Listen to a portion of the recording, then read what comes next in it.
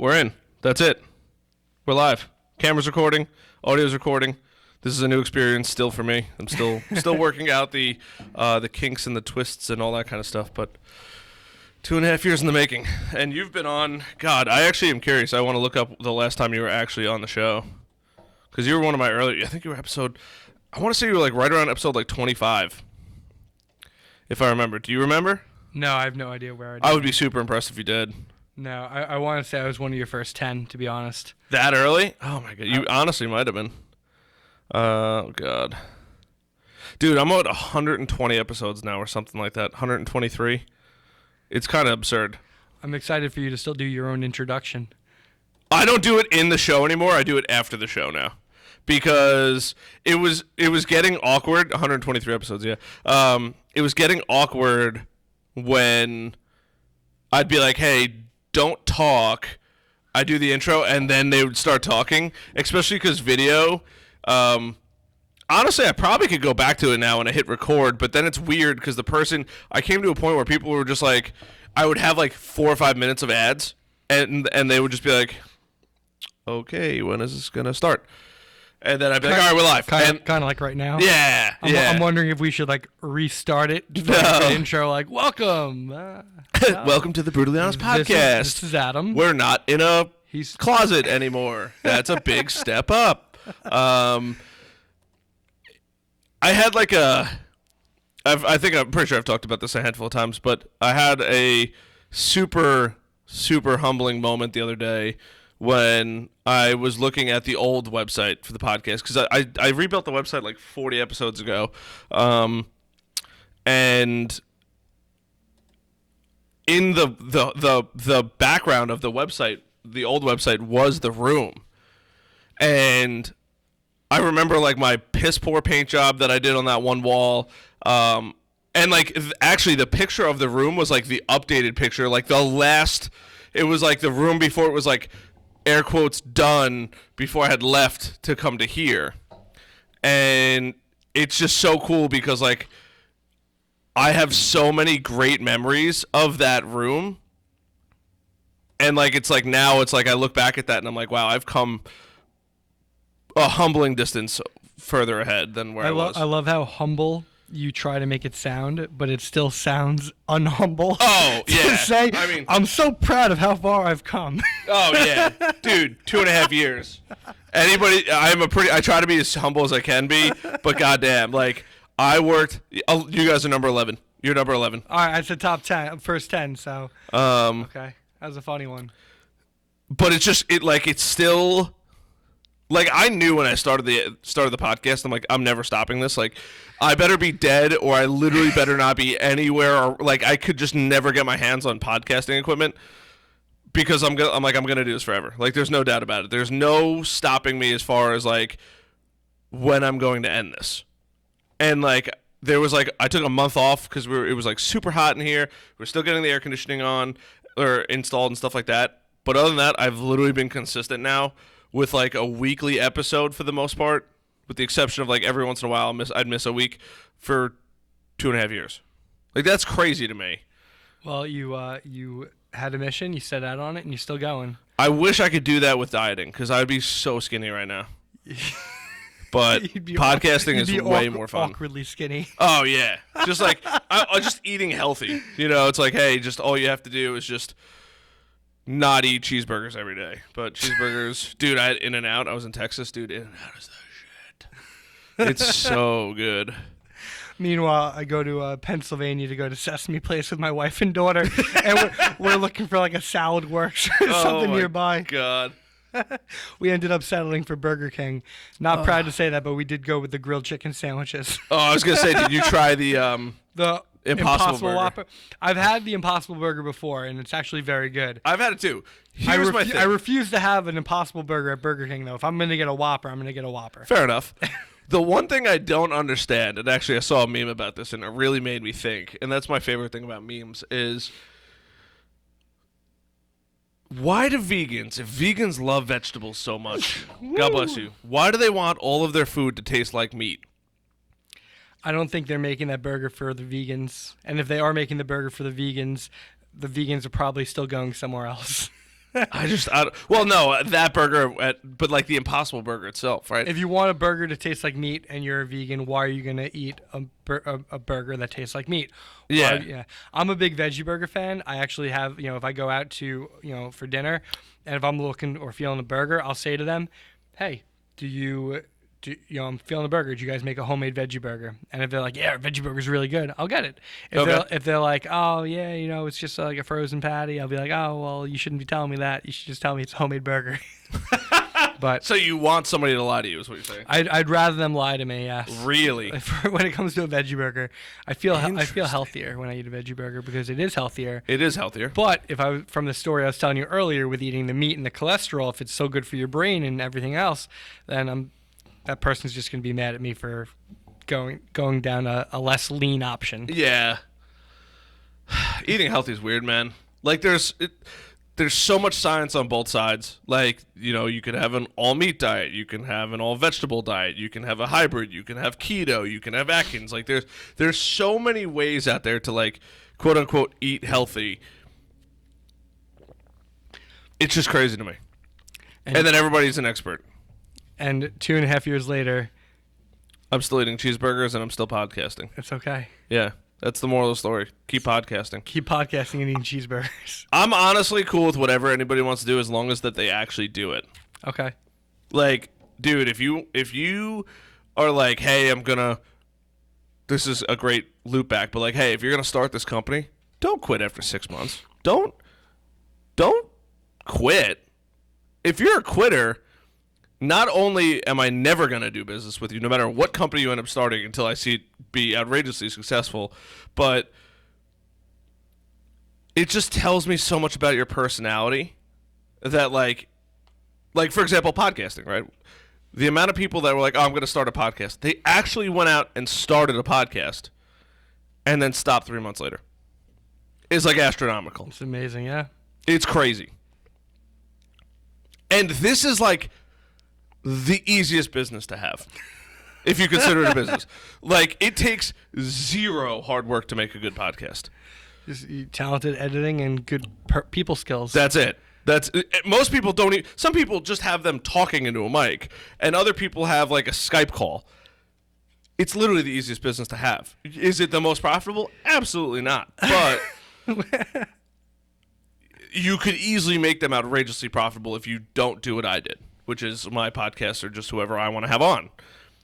Where if I just made it like a business-only podcast or a finance-only podcast or this, that, and the other thing, my podcast would be 100 times more successful. And if I figured out YouTube prior to 2 or 3 weeks ago, my podcast would be so much more successful. But for me, I'm very much so in love with the journey, right? I could make millions of dollars on the podcast, and I would still be just as excited to sit down on every show because it's what I love. Well, I'm glad that you do it the way that you do it because I probably wouldn't be on your podcast then.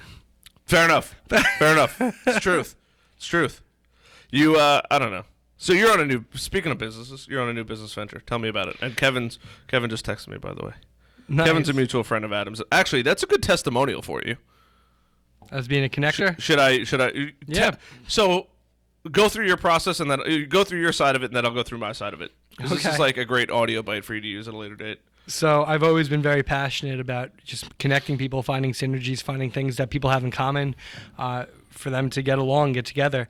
And it's always been kind of like the superpower that I never knew I had, but I've always had it, and I've always been aware of having it, but I never knew how to use it for good aside from just helping. Sure. So always been a connector. Really started connecting people in the business world about 8 years ago when I owned my first company. Found a way to help my clients by connecting them with synergies that would help their business.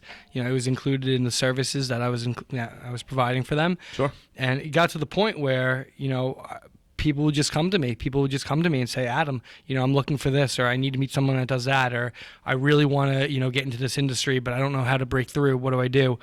And, my background in marketing and advertising, and I want to make this very clear, I was never an implementer with any of the marketing or advertising that I did in my previous life. I was strictly business development. Mm-hmm. I very much am extremely passionate about developing business opportunities for a business. The reason that I came up with Connections for Hire is because I'm so passionate about connecting businesses and connecting professionals. I just never really knew how to monetize it. Sure. I didn't want to do something that was, a commission basis because I didn't want to be looked at as an outside salesman. I didn't want someone to say, oh, well, you're only recommending this company because they're paying you a commission. Sure. I really wanted to just recommend and represent a company that did great work, had a good reputation, and it was going to do the right thing by who I'm introducing them to. Sure. So many people in the sales world, so many people just in the business world, they don't think about the ripples of what an introduction or something can happen.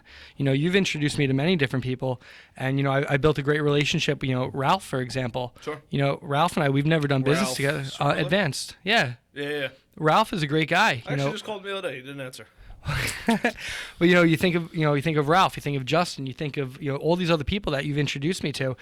Business hasn't necessarily come out of them, but if that's the expectation I have, then I'd be disappointed. Sure. The expectation that I've always had with meeting anybody that you've introduced me to is strictly expanding my network and adding more value however I could. Little did I know that I was going to be starting up my own business where I'm going to be connecting professionals to help them increase their business size and to grow their business development. Sure. It's really just been taking pride in the relationships that I've been building over the past 8 years or so, if not more. Sure. No, look, I agree 110% on that. We spoke about it last time we had a meeting, and the moment you set your expectations to be, if I give something, I have to get something, you've lost. Yeah. You've lost that battle. Because there's almost nobody is ever going to deliver the value that you expect back from doing anything, right? Unless it's, hey, you paid for this is what you get.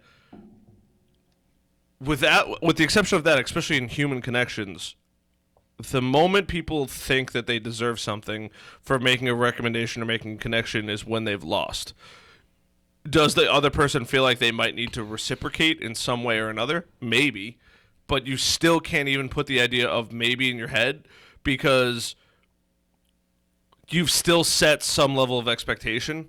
And when the moment that happens, you're always going to be let down because no matter what they reciprocate with, even if it's better than what you thought, it's not what you thought it is. So you're still losing.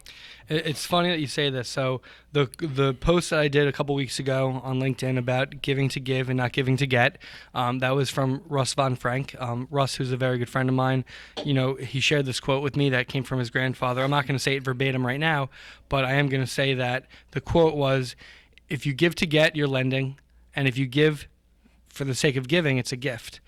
And I've always given for the sake of giving. I've never once in my career taken a handout, a finder's fee, a commission.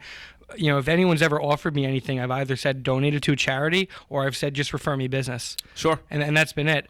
And what I find about this business model that I have now, Connections for Hire, is that so many people, I meet a lot of people. Sure. I believe more now than ever. A lot of networking, just a lot of continuing to build relationships. I call that continued education. Sure. Because, the education is building the relationship to start, and then the afterwards is keeping it going. And I find that a lot of the continued business that I develop, those relationships are significantly different than a new introduction that I meet or someone new. For example, with my business model, my clients pay me a retainer, and then we do have a success fee built in. Mm-hmm. But I have so many people that say to me, Adam, if you're so good at what you do, if you're so good at connecting people, why don't I just pay you a commission or why don't I just pay you a finder's fee? And my direct answer to them, and I got this from my mentor, Gary Anzalone, Gary made it very clear, Gary can do all the back end work. I could do all the back end work. We can get you the meeting. We can get you in front of the right people. We can, set it up right on the tee for you. Sure. But that means we did our job. That's business development. We developed the opportunity. We got you the meeting or whatever you want to call it. And from there, we're not controlling your prices. We're not controlling your pitch. We're not controlling your proposal. So we can't guarantee the sale. So now if you're just going to pay me commission-based, off of whatever you close, that doesn't sound intriguing to me at all unless you're a rock star salesman and you're literally closing every single deal that's in front of you and your price is on point and your proposal's on point, your presentation's on point. Then you know what? Absolutely. I want to sit down with that person and I would be happy to shake their hand and to have a commission agreement or something like that. But in business development, that's so different than sales. And people don't understand the difference between business development and sales. Developing the relationship, I think that anybody that takes on or signs a contract for business development with a company, they should have at least a minimum of a 2-year contract. And the reason I say that is you think about all the people that are salesmen. They have quotas. They have to meet numbers.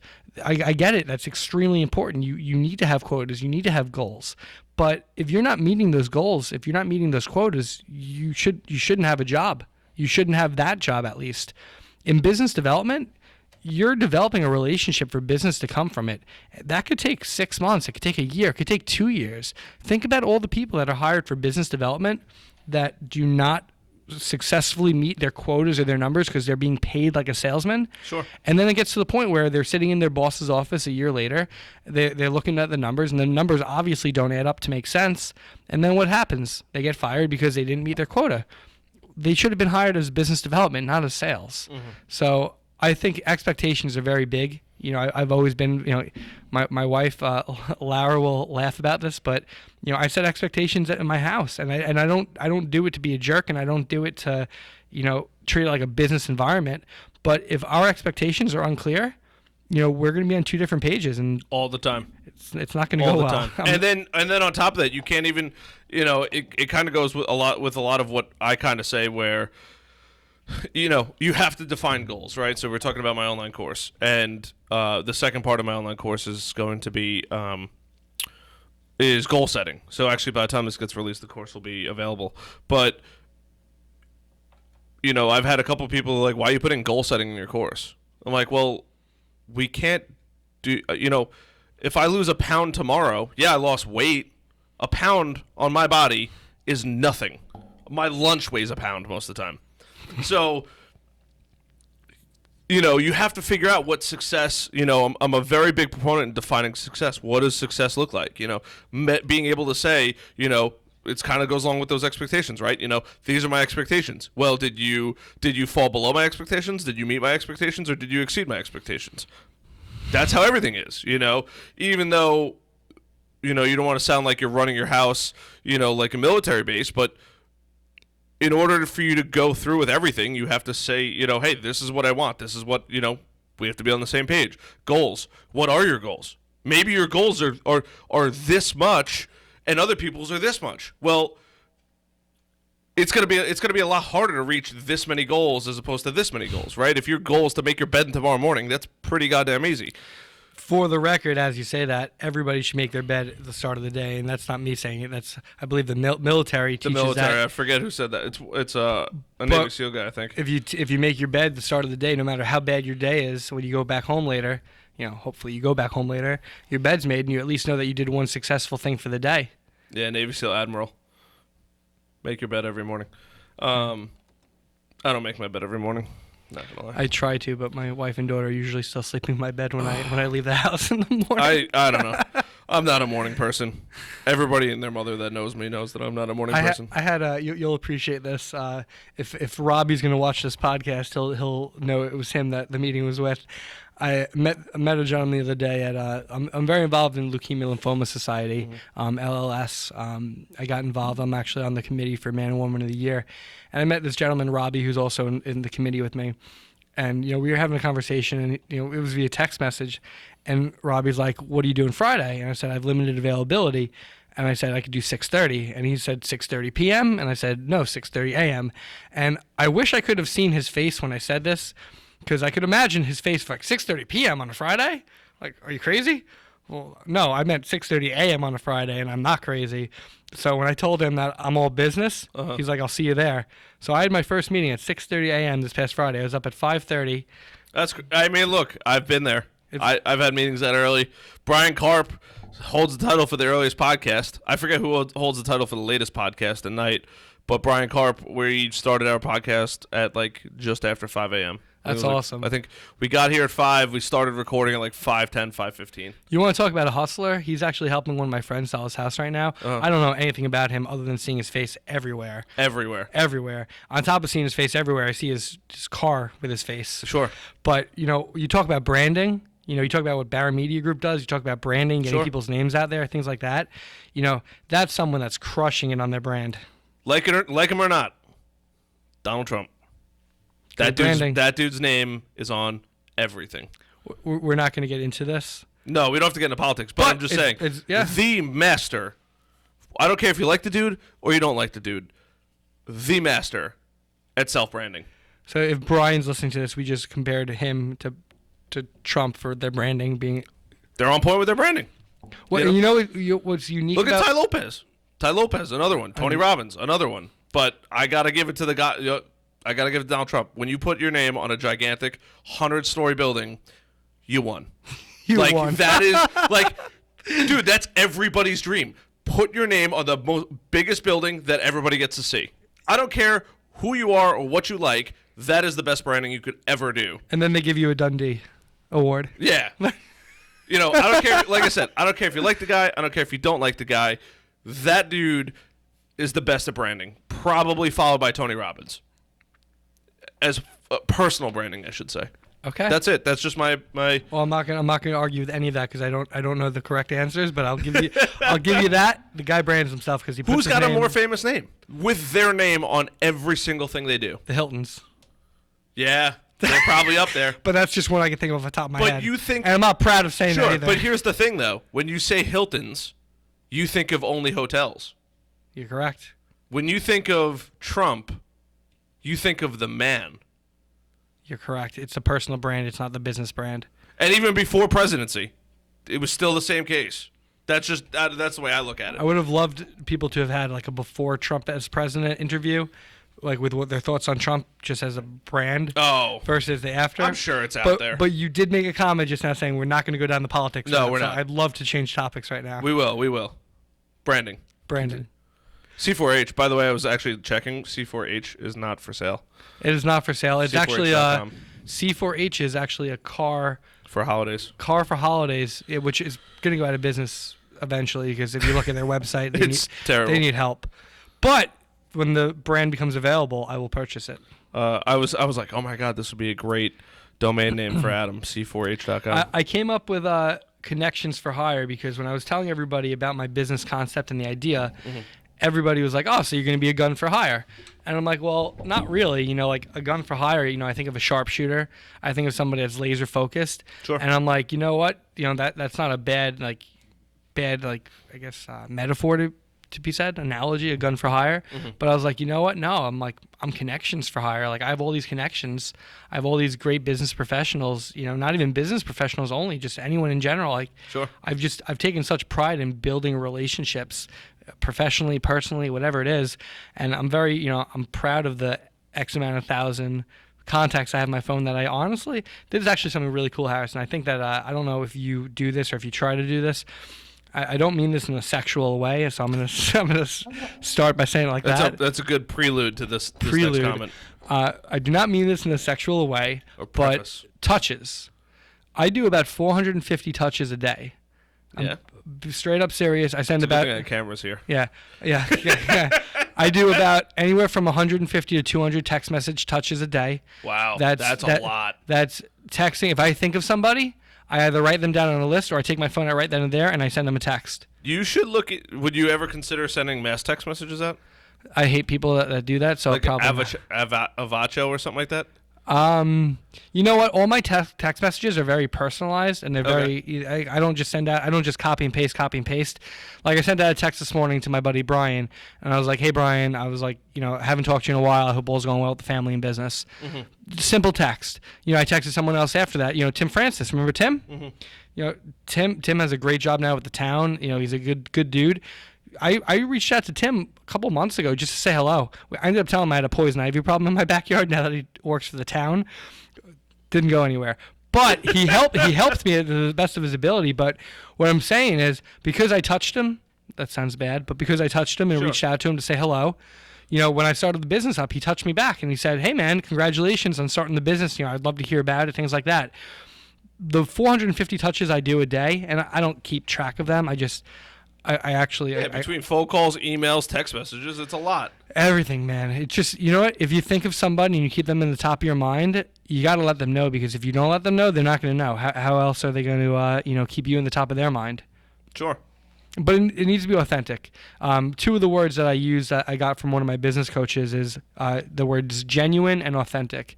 If you're not doing it out of genuineness, if you're not doing it authentic, being real, then it's not going to help you at all. Yeah, no, I agree. I preach that all the time. All the time. I go, dude, if you're just going out there to make sales and stuff like that, you'll kill it for a short period of time, but you're going to crumble so hard later on down the road, you know, because you're going to sell something you don't believe in. You know, there's a lot of companies I could have worked for before I started my business, and I didn't work for a lot of them because I didn't believe 100% wholeheartedly in what they were doing. It's amazing how, listen, I know most people listening to this podcast right now, they can be either business owners, they could be employees, they could be whatever they are, but it gets to a point where if you don't believe in what you're selling or if you don't believe in what you're representing, you're not being true to yourself. You're going to be living a lie. You're going to resent it. You're going to have bad feelings, and you never want to do that yourself. You never want to do that to a business. Wow, you're playing with the sound. It sounds good. Yeah. My voice sounds so much sexier. Oh, yeah. In these headphones and microphone than when I'm singing in the shower. You don't, because you don't warm up your vocal cords in the shower in the morning. You gotta warm those things up. But yeah, I turn the midtones up on you. I'm still messing around with this thing. I think it sounds nice. Keep messing around. Keep touching. We could do a little pan left and right, but I don't want to freak anybody out that's listening in their car or anything like that. That'd be interesting. Is this live right now? No, but they will be. I can't edit that out later. I was gonna say, I'm like, not that I. Because here, I'll do a quick little pan to the left and then pan to the right. Whoa! Right? Freaky. Don't do that again. Yeah. I just got nauseous. Dude, so when I first got this setup, I've told the story so many times. So sorry, people that are listening, but I didn't know how any of this stuff worked at all. So the pan was all the way to the left, so you can only hear it out of your left ear. And in the middle of the show, because I'm sitting there like tweaking around with all the buttons, and I'm like, how do I do all this? All of a sudden, I turn the pan to like, I think to the other way or straight up, and all of a sudden everyone's like, oh my God, we can hear it in both ears. Like I had just discovered fire. It was hysterical. Absolutely hysterical. I would love to know what episode number that was and where. It was on the old show. You don't need to tell me right now, but I'd love to watch or at least listen to that scene because that would be. Don't do it right now. I'm not. I'm gonna actually see if it's still alive. I don't know if I paid for the website forever. You should wait until we're done to do this. All right. Sorry. I'm all excited now. I know you are. Fire! Sound in left ears and right ears. Oh my God. I hope I can find that episode. I really do. That was my old show. That was 2 hours long. Those shows. Some of them were 2 hours. Let's talk about your business a little bit. All right. And the new venture that you're getting into with your coaching and training because I come from the marketing background. Sure. Might not be an implementer, but I'm very familiar with, the different strategies and things that were done. That's my background is in strategy for that. And, I've been branding myself. I've been putting my own brand out there. My good friend Rob helped me out with getting some things started. Sure. I wouldn't be here today, honestly, with, my online presence and some different things from that. Also with some of the help that you've been giving me. It's been great. Sure. But now we talk about LinkedIn. And, I'm doing my own representation. I'm making my videos. And, I have Harrison telling me, oh, you got to hold the camera up higher. You can't hold it down here. You got to have it more of an area. Yeah, it's got to be eye level. For anyone that's doing selfies and stuff like that, eye level or higher. Don't ever go down low. The way that you have your business card wall, yeah. I'm going to have a selfie wall. No joke. And you know this about me. I take probably if I meet with, let's say, 5 to 8 people a day, I'm doing 5 to 8 selfies a day. Sure. At the end of the year, I have 1,500 selfies that I'm taking with business professionals. Wall. You can literally, there's a company, I saw it, but they literally print them out like the size of your business card, like 2x2s, and you could literally print out all your selfies, and you could literally make a wall out of it. And sometimes they even form them to make pictures. So like the whole wall, each individual selfie, based on the colors and things like that, I've seen it before, will put their pixels, and put the pixels, selfies in the right spot. It's pretty impressive. I could not remember for the life of me what it is. So I think what I need to do for Connections for Hire is I think I need to get all my connections, all my selfies. Sure. I think I need to make a logo in the back of my wall. Out of them. But it says Connections for Hire or C4H. Sure. I think that'd be really cool. You just gave me a great idea. I have no idea how to even begin that journey or neither do I. The cost. Dude, I got to write a book by next year. All right. Literally December, Diane Johnston, an earlier podcast from just a handful of episodes ago. We actually made the agreement on the podcast, so like it's there now. And it's real. It's real. And in December of 2020, is it December of 2020? Oh, I'm looking at the wrong week. That's why.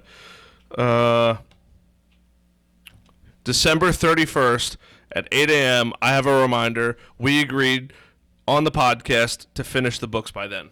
Boom. With her, and she already accepted. So I have to write a book by next year. On top of all the other stuff that I do. Well, so that leading back into it. So now, Harrison, I'm doing my posts. Sure. I'm posting about, Leukemia Lymphoma Society. Sure. I'm making videos about why I got involved. A lot of what I say is not, it's not what you do, it's why you do what you do. Sure.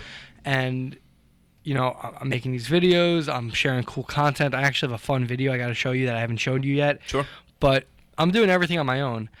And, it's not that I don't want to hire somebody. It's that I just don't, I'm getting good traction. One of my posts recently got a little over 6,000 views. I had about 150 comments on it, tons of likes and engagements. Sure. But I have no idea what to do with that. We gotta talk. Dude. We gotta talk. You gotta go through my course, honnly. I gotta take your course. Yeah. I'll take your course. Do you have somebody? Did you have the first signee yet? Not officially. All right, because it's not official until you get the check in your hand. I had John buy it. I gave him a more so that I could test it to make sure the money was going to go through correctly, and I gave him I made it so it was $1, and then I gave him my credit card to use. So technically, I bought my own course for $1. Well, if anyone's going to buy it before me, I think that's a good. Yeah. So, tell me about your course. Tell me what it is, though, so I understand better. All right. So I hit a problem in my business. The problem businesses, in my opinion, are most of the time started out of problems. Right? Businesses are started to solve a problem. So my problem in my business was people were asking me for coaching, and then either the coaching was too much money, or we couldn't meet in at the right times, or there was always something happening. Right? It didn't matter what it was. It was either a scheduling conflict. There wasn't the right finances. Hey, this Monday I have to go to the city. We can't have a meeting then. We got to push it to Tuesday. Well, Tuesday doesn't work. How about Wednesday? No. Thursday, no. Friday, no. That was the date and time we had scheduled. That's when it was supposed to be. So I was getting a lot of really successful coaching sessions and crazy good results from people, but scheduling and the whole timing thing and all that kind of stuff was getting out of control. I'm like, okay, well, can I book up the rest of my week? Because if not, I have an obligation to meet with this person because they've already paid me for the month or whatever it is. So I said, you know what? There's got to be an easier way to do this.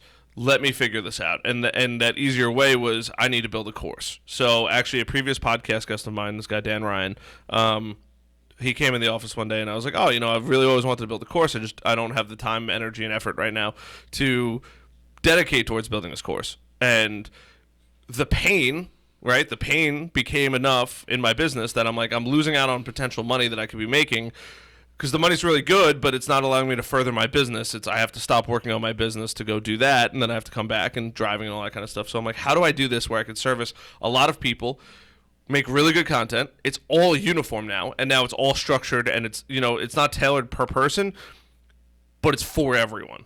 As far as business and sales go. So I've literally been building this course now for 2 to 3 months. The course is now built. The website is 99% done. By the time this airs, it will be done. And if anybody wants to go check it out, it is harrisonbarron.com. Totally shameless plug. But that's why I built this course, because it was just getting out of control. I could not do any more coaching. I can't take on any more coaching clients. I'm trying to remember what people did and take notes and then look at my notes before I go to the meetings. And it was just nuts. It was absolutely nuts. I'm hearing what you're saying, and I want to coach you. Oh, yeah? On what you're saying. Why? You could always take on more coaching clients. Well, now I can. Well, now you can. But I'm saying, first off, one of the things that you said, and I know that you didn't mean it like this, but when you're passionate about what you do, whether it's the podcast, whether it's the marketing and advertising that you do, when you're passionate about what you do, sure, the money's going to come. Oh, of course. And you building the business around the money, obviously you need to be thinking about that. When I wrote my business plan, it's I had to write down competition, and I'm like, I don't think there's competition in what I do. Yeah, but not really. maybe there is. I have to think differently. My network is my competition. If someone else have my network, then it's my competition. But it's not what I have. It's how I do what I do. Sure. But now for you, I think that the value that you add and the experience that you have, and I understand, listen, we're both young professionals. I'm 32. I think you're 27. 27, yeah. Yeah. So, I mean, being young professionals, being eager, being driven, in my previous role, my title was the Premier Go-Getter, which I love that title because, Sure. I genuinely took passion in being that go-getter, whatever you want to call it. And I think for your business, once people see the value of what you're delivering with this new coaching model, Sure. it's gonna you're gonna get people that are like, I'm all in, or I'm out. You can't be half in. Yeah. They need to really take that plunge. It's like what you said before, when you start up a business or you're making a transition, you're trying something new, whether it's the podcast. If you're gonna try it for 3 months and then quit, no, you have to have the end in mind. Yeah. A good role model and friend and my co-chair for Hype, his name is Greg Pajak.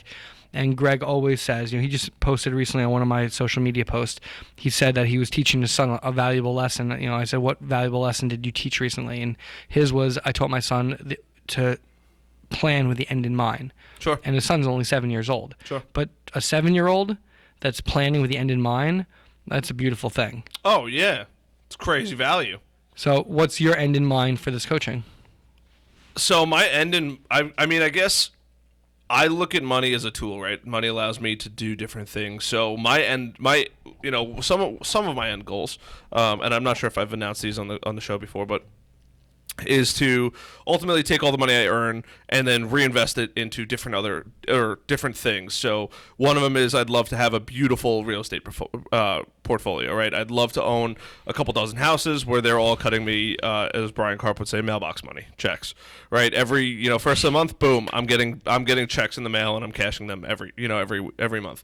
The other thing that I would like to do is I do love traveling. I'm sure you've probably figured that out. I love. I just did a 4-day road trip. By the time this airs, it'll be like a week or two prior to this. But I just did a 4-day drive to Austin. I worked the whole way. Part of the reason why I do this is to prove that I can work anywhere in the world. On my business. Just don't call you at 7 a.m. Texas time. Yeah. No, I mean, yeah. Oh, did you do that? Yeah, I called you. It was. Yeah, I was still in bed. I think it was 6 a.m. Texas time, Yes. 7 a.m. New York time. Yes. And my hustle was at a 10 right there. Yeah. And I called so you, bad. and I'm like, this guy is sleeping 6 a.m. in Texas. And I had literally that was like the first day I finally like got accustomed to like the time zone change. And then even though it's up. only an hour, but like it was so weird because you just have to plan on like everything in New York happens 1 hour before everything there, and then it like if you're doing business in California, everything happens 2 hours after. In New York it's 3 hours after. So the time zone shift was weird, and I think it was like the first full day we were in Texas, so I was still learning the time zone. But one of my other goals, and I think I know I had mentioned it before the podcast, is I would love to do, if I could figure out, I shouldn't say if I could figure it out, I will figure it out, how to finance my life or how to make enough money that I can work remotely, build a strong enough team that I don't need to run the business anymore, and have a course that's bringing me great money where I could work a couple days on the road here and there. I would love to do a 50-week trip. 1 week in every state in the country, for the course of 1 year. That'd be sick. And I'd plan it out to just, hit like the northern states in the summer months and then hit the southern states in like the winter months and then end up wherever I decide to live. It's a great idea. Yeah. So it's definitely doable. And honestly, if I do this, I'll try to get some sponsors and stuff like that. I'd love for like Airbnb to be a sponsor, but everybody thinks one of my other goals, and this is not for monetary value or reasons, but people think that traveling is so expensive, and it's literally so cheap that they have no idea. Like, if you can afford gas and, maybe $60 or $70 a day, you can go just about anywhere in the country. So, all right. I want to agree with you. Where? And Where can't you go? I'm not disagreeing with you. Okay. If you're, and I'm not saying I'm not saying that because you're single, but I'll tell you, I just went to Sesame with my wife and daughter. Oh, yeah. No. Yeah, you got to do it alone or with a significant other, and that's it. No kids. Kids are the wrecking ball of travel. Like, if you built a travel empire, you might as well just strap a kid inside a wrecking ball and demolish that building because that can't happen. It'd be impossible. I'm not going to disagree or I'm not going to agree or disagree. I will say it depends on what you're doing and where you're doing it. Yes. My wife is wonderful, especially, with starting a business up and everything like that. Obviously, funds are funds. Sure. And, my wife is very supportive. She's great with that. When we went to Sesame, we bought whatever we had. Where is Sesame? Sesame's in Langhorne, Pennsylvania. I was going to say, I thought it was in Pennsylvania. Yeah, it's a great spot to go with the kids. I don't mind going. Sesame Place? It's Sesame Place. Yeah, a lot of, I talk to the dads when I'm there. Mm-hmm. And I got to network a little bit. Dad life. And I say to them, I actually really don't, I like the ones that say, oh man, I hate coming here. Because, my honest answer is, you know what? I actually enjoy coming here. And Sure. I don't enjoy coming here for me. I'm not going, I know Sure. I'm not going to a concert for me. It's something I would enjoy. But what I enjoy is, seeing the look on my daughter's face. Sure. When she's seeing the characters, the monsters, and walking around, things like that. Of course. That's why. But yeah, man, a pretzel's like $30. No. No, not there. No, a pretzel's like $6. A turkey leg's $13, which isn't bad. No, it's not terribly But priced. no, traveling. It depends on where you're going, I guess. A lot of it's where you're traveling, where you're going, and a lot of it is how much planning you're willing to put into it, and do you know where to look, right? So when we stayed in Lynchburg, Tennessee. Brothels? No. That'd be a great place to stay though. We stayed in just outside of Lynchburg, Tennessee, because we went to the Jack Daniel's distillery. The Airbnb for the night, I think, was all said and done $65 or $75. 2 guys, 2 full beds, Danish coffee, snacks in the morning. Danish coffee or Danish and coffee? Danish and coffee. What kind of Danish? There was a Danish, coffee. I don't know. They had a strawberry Danish, cheese Danish, and an apple Danish. Super nice. And I balled out on that place because I'm like, I don't want to sleep in the same bed as you, because I was with another guy, and I don't really care, but I was just like, I just really want to sleep in my own bed. We drove for 16 hours the day before, but if you have friends and you have a decent network, you could to couch surf for a day or two is really not that bad. That's free stay. You can find pretty nice places on Airbnb for $40 to $50 a night. Really nice places. We almost got a whole house for $40 for the night. So it's so funny listening to you talk about this because it's I aspire to be able to spend as much fucking money, and that's my first curse word on this podcast. Sure. I don't care. I want to find the $5,000 night places. I want to find I'm just saying that because I want to be able to. not that I necessarily want to. I just want to be able to. Yes. You want to stay at a place with Trump or Hilton written on the top. No, not even that. I love Airbnb is my favorite thing in the world because I love meeting people, right? Yeah. The lady we met, I think her name was Jenny, in Lynchburg was so nice. The guy I met in Houston who we stayed with, who was Airbnb was terrible, was so nice. He was so nice. He was strange, but the good and the bad equal amazing stories, in my opinion, right? So, we stayed with Asian people when we were in Austin, and they were the nicest people, and they were super clean, and they were so friendly, and they were beyond willing to help, just really nice people. My interactions have always been very positive whenever I stay in these Airbnbs, and when I tell people how much money I spent to get there, 90% of it was on touristy stuff, whether it was going out to eat at a nicer restaurant than I normally would have went to, or indulging in alcohol. But if you wanted to ball on a budget, I could have gone to Texas with meals included and everything, and a flight home for $300 over 8 days. Yeah. That's crazy. Find me a better trip. It's $40 a day. Literally. Maybe $50. You took your car? No, we took my buddy's car. Nice. He drove a Tesla. You saved the miles. What kind of Tesla? He drove a Model 3. Okay. Sick car. Highly recommend. How did it work for you guys with charging stations and stuff? Was It's that a pain in the butt.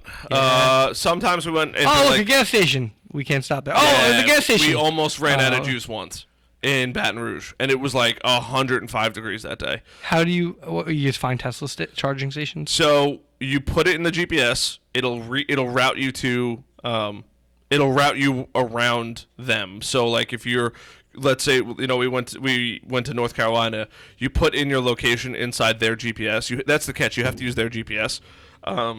which is fine. But it'll tell you, hey, you need to stop here. Like, you have to stop there, or you're not making it to the next one. And the craziest part is, like, they have it down to a science where the car knows, hey, it's pulling up to a supercharging station. It'll, like, what they call condition the battery, where it moves the fluid around or whatever it does. Like, it's very smart. You plug it in, it'll say, hey, you need to be here for, like, 23 minutes, or you need to be here for 45 minutes, or you need to be here for 17 minutes. And after those 17 minutes, you're good to go. And it'll tell you how much you're going to end up based on your previous driving record of how much juice you're going to have by the time you get to the next location. Okay, I'm glad you were talking about this. I have to know. Someone else's car is there. They're charging their car. Yeah. There's no other station to charge. There's 10 charging stations. Yeah, well, yeah, okay. If every single one was full, which we never saw. One would get up sooner than later. They only charge for an hour, at most 2. So one of them is bound to be leaving by the time you get there. The most we ever saw was like 5 or 6 cars on a 10 charging. So how many miles did you guys do round trip? 2,600 miles there, and I flew home. So 2,600 miles there. So let's say let's say you're averaging 26 miles to a gallon. The average car, I would say, it's about the quarter of the price of gas. So that's 100 gallons. That's 100 gallons. Yeah. 2,600 miles is about 100 gallons. 26 miles to a gallon. Each gallon's getting you, let's say, $2.50. That's regular gas. It's New York dollars. For now. So 100 gallons. So $200. So $2. So that would be. Wow, I gotta do math. It would have cost. The Jew in me is coming out now. I got. It would have cost us about like $300 and something in gas. Okay. For the whole trip. But instead, it costs you $0 in gas because you don't pay for a charging. We don't pay. Right? You do. So the new Teslas, you don't get a supercharging package in there where they give you free supercharging. In the older Teslas, like the Model S, when it came out, like I think after 2016, they stopped there. 2017. Now you have to pay, but it's super cheap. So to fill up your car to go like 200 miles is like $5. Okay. So the whole trip costs us, I think, between $60 and $80 in power to go the same distance as it would have been in gas. The other nice part about it is self-driving is a beautiful thing. Oh, it has a self-driving feature? His had like the highway self-driving, so you had to touch the steering wheel every 30 seconds. And like literally all you got to do is like that. And it knows that you're still awake in there. Because if it doesn't want you to fall asleep. We went through the Appalachian Mountains. Self-driving killed it. It definitely still has a major problem when it comes to construction zones. It does see like the like construction cones, and it knows to move out of the way, but it'll move out of the way and like keep doing like these little dips in between. It doesn't realize to just shift over. What if there's a car? What if there are cones on your left and a car on your right? It'll sense everything. So it just keeps you straight? It just keeps you straight, yeah. Okay. Yeah, dude, we did 90 miles an hour in self-drive. Handled fine. Insane. And on top of that, if it senses when it's coming up to a hard turn, it has regenerative braking, so you let off the gas, and all of a sudden a turbine, I guess, whatever, kicks in, and it starts charging itself. So if and it slows down pretty quick. It's weird. You have to be pressing the gas the whole time. Like, you can't just let off like you would in a gas car, and it just keeps coasting. You immediately let off, and it starts to charge your battery. Even if you turn that off, it still slows down quite quickly, which is weird. And then, but if you're coming up to a sharp turn and you're going too fast and it's in self-driving, it knows to slow down to get through the turn. It's weird. It's so impressive. So you had a good long trip. You were able to work remotely, which is a goal that you had to do. Sure. You, let's see. You have the new course coming up. Yeah. Which is going to be launched in another couple of weeks, you said? It's going to be launched by the end of the day. Okay. End of today. So by the time people hear it, it'll be out. Nice. Now, what is this an in-person course? Is this a virtual course? It is a virtual course. There will be live training sessions and coaching sessions throughout the course. So this course is still in its very infancy stages, right? So if we look at the course as a child, right, the child all I'm seeing is a wrecking ball. I'm seeing just a kid tied to a wrecking ball. Yeah, after that image. After what you said earlier. But this kid is going to allow me to travel, hopefully. So right now, like, the website is still in the very elementary stages, which is fine. I totally know that that's going to happen. I don't expect to build out the website to this gigantic masterpiece right off the bat. It's just impossible, right? I need to make sure that it's going to generate revenue before I dump all this time, energy, and effort into it. I've already dumped hundreds of hours into this course. So now that the course is ready, over the next coming weeks, I'll begin to work on this. I've already built the second module out. Now I just have to record it all, which is what I'm going to do tonight. Hence why I'm wearing a nice shirt. Otherwise, I would dress like you saw me the other day in a white t-shirt, shorts, and flip-flops. Am I overdressed for your podcast? Very. It's okay though. You're lucky you didn't come in with a tie, because John would have yelled at you. Good. With no ties allowed. I don't wear ties. And then, and that's pretty much it, right? So then the course will hopefully will be self-sufficient in the next 48 hours, where people will be signing up for it. I already have a good handful of people that have already agreed to purchase it before it's like officially in its adolescent stage, right? The adolescent stage I consider after Module 2, which will be Module 3. Which is going to be released in the beginning of November. And then after that, now it's a real course. Everything that you get going forward is going to be like really, really, really high-end content. This is more like laying the bricks for what we're going to get into. You can't learn to speak English without learning your ABCs. Too much? No. Too little? It's Weird? It's a funny analogy. I know. I'm strange. I about like 2 or 3 months before my bar mitzvah, the cantor or the rabbi, one of them said to me, they're like, all right, read this. And I'm like, I don't know how to read Hebrew. They're like, you've been in Hebrew school for 5 years. I'm like, I don't know how to read Hebrew. I just go off memory of what I hear the songs and the sounds are my God. and the prayers. He goes, so you're telling me that everything you know, like when you're pointing at the words, you're not really reading the words? I'm like, no, I'm going off of memory of the sounds, and it's like listening to a song. I just memorize the lyrics. The guy, I'll never forget his reaction. He was mad. He was like, we need to work every single day for you to learn this. When it came time for my bar mitzvah, nobody, when you're doing your bar mitzvah, nobody, and I hope someone listens to this to take value out of it. Sure. Nobody in that audience or congregation is going to know what the hell you're saying. They're just there to support you. Sure. So when you mess up, dude, I literally missed like 4 paragraphs of part of my bar mitzvah. Nobody knew. And if anything, everybody was a lot happier because they had to sit through 4 less verses of Hebrew that they didn't understand, but they were there to support me. Yeah. I went to a bar mitzvah. No idea what happened. But I remember the rabbi came up to me afterwards and he goes, You missed a lot of did you do it on purpose? I'm like, I didn't do it on purpose. He's like, I'm glad I only do this once. God bless. Literally, pun intended. Yeah. So, but where were we? We were saying something beforehand. The course, adolescent stages, bar mitzvah, not knowing English. Oh, the ABCs. ABCs, yeah. Yeah, that was it. I didn't know the ABCs of Hebrew beforehand. Yeah, so that's kind of like where it's at now. I'm very happy with it. The quality I think is absolutely there. So, one of the hiccups you're going to have in this model, and I think the reason why you created this is because you found that people either don't want to pay to have it done professionally for them, which is a mistake. I'm a very big believer in delegation. Sure. I think that I know what I'm good at. Sure. I'm sure there are things I don't know that I'm good at, but I don't know. Sure. But I know what I'm bad at. Sure. And I know when I need to ask for help. And, like we had that conversation earlier, is like, when do you ask for help? You ask for help when you want to be successful at something and you don't have the time or money to waste to get there. Sure. And that's when you ask for help. So this course is going to be for people that want to take their social media into their own hands. Yep. They want to understand it better. They don't just want to say, oh, fear of missing out. If I don't have it, FOMO, I need it. What do I do?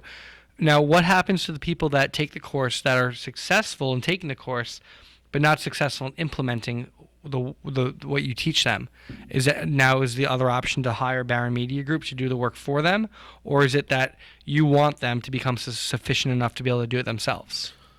So ultimately, I think it's going to be a combination of both. I think that there's always people that are going to be able to self-teach or learn from somebody else and be able to go in and implement it right away and never struggle with it again.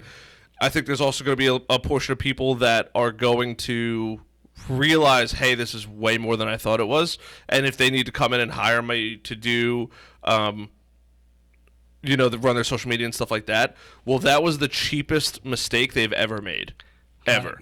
Because, if they spent all this time, energy, and effort going through it and realizing how much there actually is to do in social media, they're going to have they're never going to give me a hard time about the content I produce because they know exactly what they're going to get. They know exactly the process that I use, how I use it, and all that kind of stuff to go through it.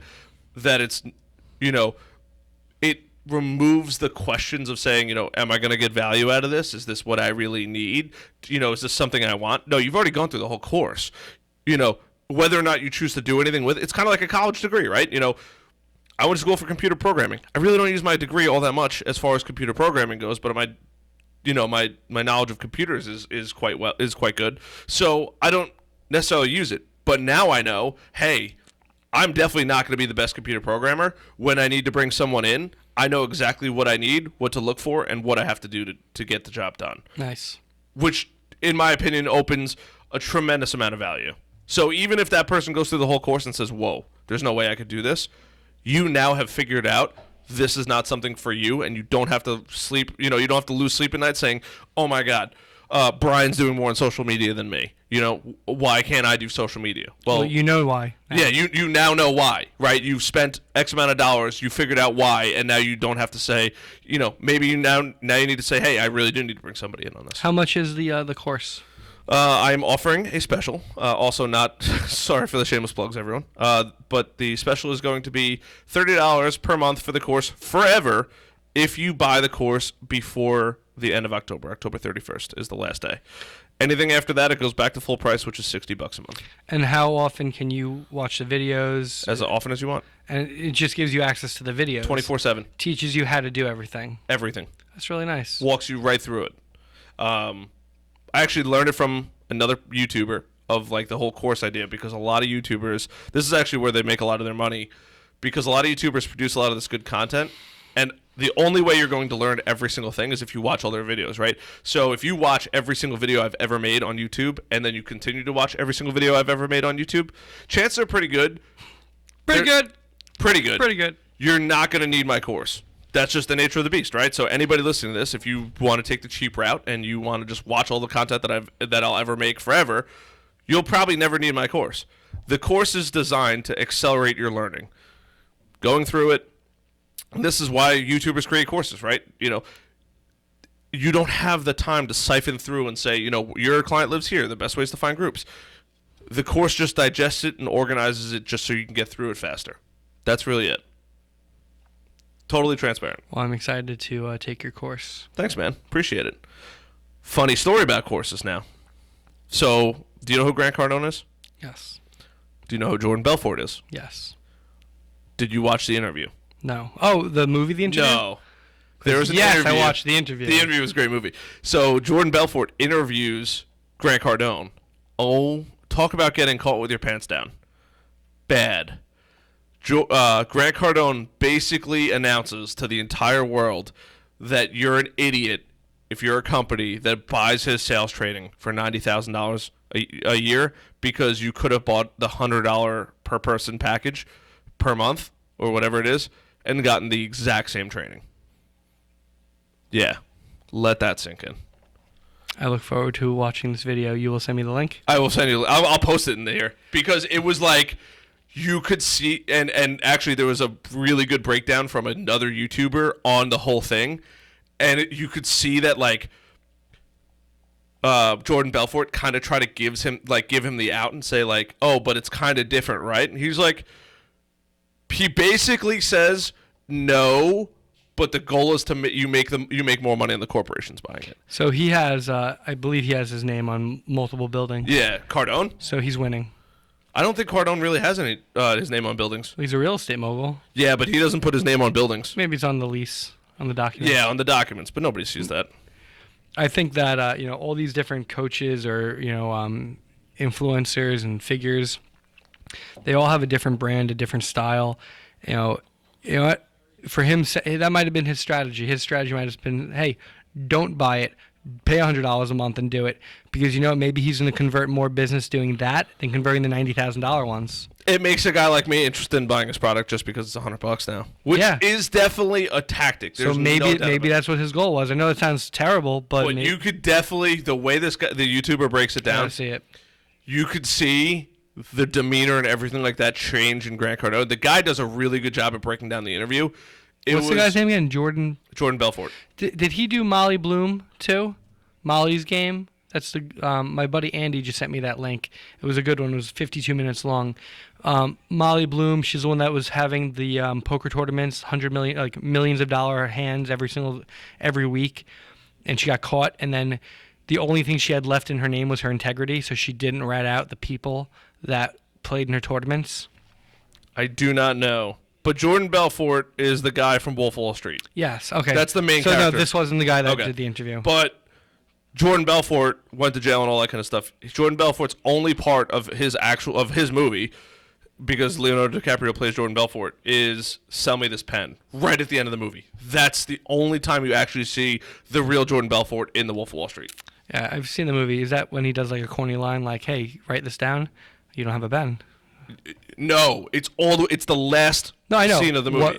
Can you repeat some of it to me? Yes. Describe it to me. At the end, he's standing on stage. There's everybody in the crowd, and it was after like he went to jail and all that kind of stuff. And then it comes back and he goes, "Sell me this pen," and like 2 or 3 people look at it and they can't figure it out. But it refers back to the moment when in the movie when Leonardo DiCaprio looks at the salespeople and goes, "Sell me this pen," to his buddy, and they're sitting in the diner, and he goes, "Write this down for me." He goes, "All right, give me that." And he goes, "Oh no, you don't have a pen." Yeah, it's the yeah, but that was at the last scene of the movie is when you actually see the real Jordan Belfort. How long have we been recording for right now? We have been recording for 1 hour and 56 seconds. Wow, I felt like a breeze. Like, oh, we hit the 1 hour mark. 1 hour, yeah. 1 hour is a big one. 45 minutes is a big one. 20 minutes, I've realized, is a big one for me. I can figure out when we're about 20 minutes in. And then after an hour and 15 is when shit gets crazy. Because after an hour and 15, it could feel like we sat here for another 3 minutes, and it could be another 45 minutes. Yeah. It's very strange after an hour. I'm glad I brought awareness to this. Oh, it doesn't matter at all. I've looked at it in an hour and then an hour and 15 and gone. Time is gone. Erased from the universe. So yeah, that's the course. That's Jordan Belfort. What else you got for me? Where do you see Connections for Hire going in 10 years? Let's ask some deep questions here. So I see Connections for Hire actually becoming a model in most large cities. Okay. I see it being collecting the best 100 connectors and business professionals that are genuine about connecting people. I see them all coming together underneath my model, where companies that need help with their marketing, their branding, their business development can reach out to Connections for Hire and actually be able to provide valuable connections to help that business accomplish whatever goals or obstacles they have in front of them. Do you think you'd go with like a franchising fee where they get to use the name of the company, or do you think you would have to go hand select those people? I think I'd have to hand select those people. Okay. A lot of what I do, a tagline that I've been using for a long time is "My reputation is my net worth." Sure. The tagline I have for Connections for Hire is "Our reputation is our net worth." In the past couple months since I've been building the business and doing everything, I've had a lot of people show interest in wanting to hire me, hire my services, utilize what I can do. And, I've been turning away more business than I've been taking on, not because I don't want the money, not because I don't want to build the business, but this business needs to be built on the right foundation. Sure. My integrity, the second that I do something sketchy or the second that I do something, it's gone against my brand, I need some reputation management. Sure, you got to also do a lot of digging on your clients. Who's got a good reputation, stuff like that. Well, I've been very selective with who I take on as my clients. Sure. One of my first clients, for example, he did work in my house. I had his team in there with my wife and my daughter. I felt comfortable enough to give him the code to my house. And I said to myself when, I was telling him about, my business model, I'm like, listen, you're an ideal client for me. And I wasn't saying that to sell him. I was saying that to educate him on how selective I am. I said, not only were you and your crew in my house, you and your crew were in my house when my family was not home. You and your crew came to my house, and I had you do additional work afterwards, not because the work wasn't complete. Sure. I wanted you back in my house because I need more stuff done. And I told him, I said, people need to know about you. People need to know about how the integrity of your service. Are you allowed to? Would you announce their name? I'm not going to announce their name right now. Okay. I have another client, same exact situation. They're a small business. He doesn't have $50,000 to $100,000 to hire a sales team and a business development team. He really wants to grow his business. He genuinely wants to show people how good he is at what he does. He's not a networker. He doesn't mind being social with people, but he's not going out to an event for an hour, 2 hours. He's not going out for 3-hour coffee, sessions throughout the week. 3 different sessions, 1 hour each for coffee. Sure. He doesn't have the time and the wherewithal to do that. So he hired Connections for Hire to make connections for him. And the people I'm connecting him with, I qualify them before I introduce them. I let them know, I say, hey, listen, this is what my client does. Do you believe that you could help my client? Will you refer business to my client? Is this a relationship that you'll invest in building if I facilitate and foster it with you? Don't do me any favors. Do not just take the meeting to take a meeting, because I'm not looking to waste my time, my client's time, or your time. Sure. I'm really looking to help my client grow and expand their business because they have a great service and more people need to know about them. And those are the type of clients that I really want to work with. They have good integrity. They have a good reputation. They got a great service that they're providing. Mm-hmm. That comes back to it as well. If you ask me, who's a good client for you? Anybody can say, I don't want to work with an asshole. I don't want to work with, someone with an ego. I want to work with someone that appreciates my services. Everyone says the same thing for that. If you ask me what industries I want to find, I really want to find businesses in the service industry. If a business is providing a service and they do an exceptional job, you can't represent a product. It's a product. You know what? I'm sure it's going to come down to a point where I am going to be representing a product. Sure. They have that. It's called a manufacturer's rep. Yeah, I know that, or a brand ambassador. Sure. Do you know Adam Messina? Yes, I do. Why? Okay. I was say he might be a good referral for you. Introduce me to him. I'd love to meet him. Sure. And if no business comes out of it, that's the one thing I will say. If you have good integrity, if you genuinely are passionate about what you do and you're not just doing it to make a dollar, I will do business with you. I don't care what industry you're in. If you are a good person, if you are professional, you provide a real quality service, and you're looking to grow your business, that's something that's important, Harrison. I've been talking to a lot of business owners that aren't looking to grow their business. It's amazing. Why? They're looking to just maintain. That's like death. I met with someone recently. Inevitable death. Where they said that the business was a style. It was a lifestyle business, meaning they were just doing the business to support their lifestyle. They had no necessary goals or admiration to get to the next level. They really just wanted to just coast where they were. So what are your thoughts on that? I'm curious. I said to them, I said, listen, I'm not, I told them I wasn't the right fit for them. I said, sure. I'm looking to work with companies that are out there for the bigger picture. Sure. I want a company that wants to grow. A company that wants to grow like this is not the right fit for me, because I honestly I can't guarantee or do anything with that.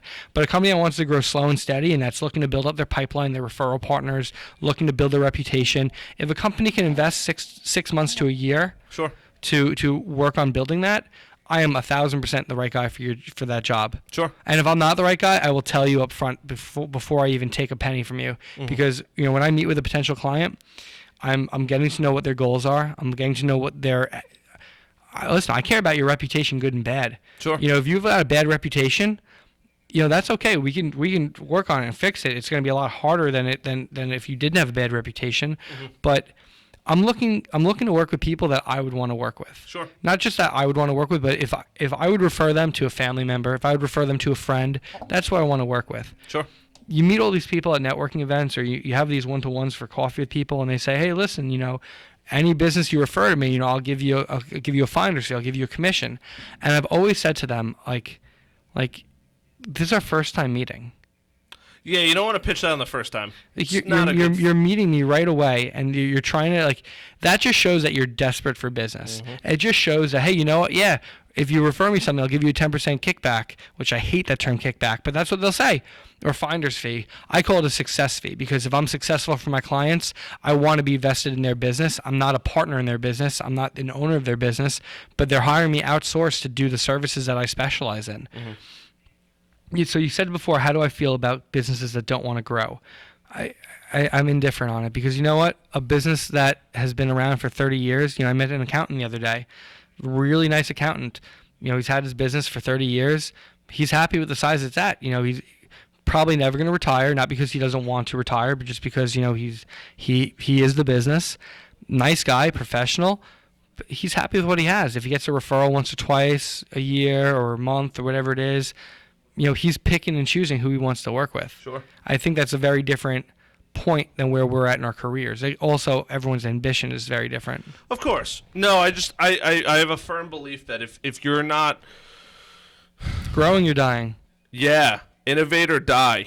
Essentially, I like that term so much. I want to get it tattooed on my body because think about it, right? If Apple just continuously sold iPhone 4s, right, they'd be dead. Samsung would have blown past them. You have to always be innovating. You have to always be looking for the next customer. Even if you don't want to grow your business, you still have to be looking somewhere because there's going to be a day when another accounting firm comes into your customer and says, hey, what do you pay? Because I could either beat their price or I'm going to offer you 10x value for the same price. Or we might even be a little more expensive, but we're going to answer the phone every single time. So what do you want to do? And there's going to be a day that comes around when you're going to lose that client because clients are cyclical. They might stay with me for 6 months. They might stay with me for a year. They might stay with me for 5 years. They might even stay with me for their whole life of their business. But there's going to be a day when there's a new CEO that takes over or something like that, and they say, hey, we need to make a change. This is going, this is going, and this is going. And if that company or client is 20% or 30% or 50% or even 10% of your business, you just lost a chunk of your business. Yeah. So it's a roller coaster. Yeah. Which it shouldn't be. If you keep a constant pipeline full of stuff and stuff like that. Loyalty is completely different today, Harrison. Like, we're young professionals. Like, I've been in business for 8 years. You know, I've been in the business world for 8 years. Sure. You've been in the business world, I believe, for about 5 years now. Something like that, yeah. And, you know, if you think about it, you know, like, it's funny. Someone told me the other day, like, you have an old soul. And I'm like, I do have an old soul. But I have an innovative old soul. Sure, yeah. Because, you know, I do agree, you know, like one of the videos I'm going to post in the next couple of days, it's actually from a gentleman by the name of Hernan Cortez from 1519. He was a Spanish conquistador. And the story that he has is conquer or die. Mm-hmm. And, you know, he landed with all of his ships. They got to land. Mm-hmm. And he actually, you know, they were going to battle. Mm-hmm. And the guy, you know, Cortez, he literally burned all of his ships. So you can't return. So you can't retreat. There's no turning back. I'm going to show you the video after the podcast. Oh, I love that theory. But they did that in New York. You know that, right? When New York became colonized by, I think, Stuyvesant. I took a history class in college, and I learned, not because of the history class did teach me a very little bit, but I have to give a huge shout out to another podcast called The Bowery Boys. All they do is talk about New York City history. And I'm pretty sure they brought the boats in and they burned the boats or they sank the boats so they couldn't get back on them to retreat. They had to set up shop. I think it was an invasion. They had to go in, and it was all or nothing. So continue. Yeah. Did happen on the soil, though. Yeah, but you know that's with connections for hire. Sure. You know, you talk about someone that starts a business up or a podcast for 3 months, 6 months, and then they quit. You know, there's no turning back. You know, I found at 32 years old, I'm so thankful to have found what my passion is and to make it into a business. Not, you know, like, it's funny, Harrison, like, you know, like I've most of my clients I have right now, like maybe this is a plug-in for my clients to want to work with me. I haven't cashed their checks and I haven't done the ACH withdrawals yet.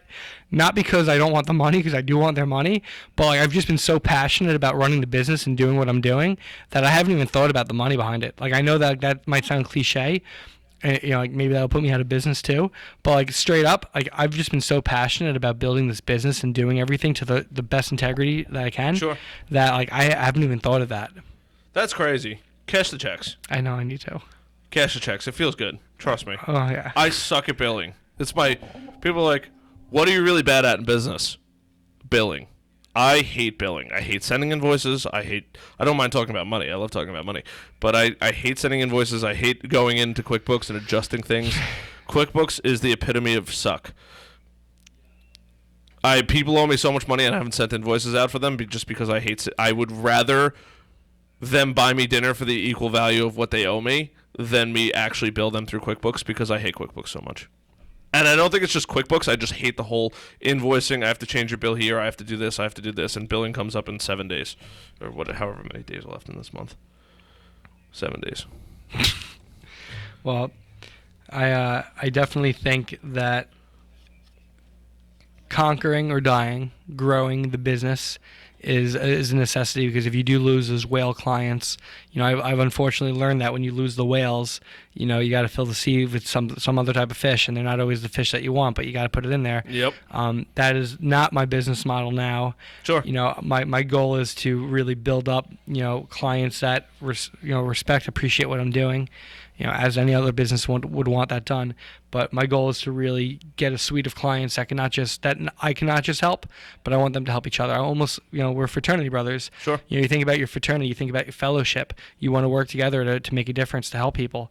I genuinely want to build I want Connections for Hire to become such a resource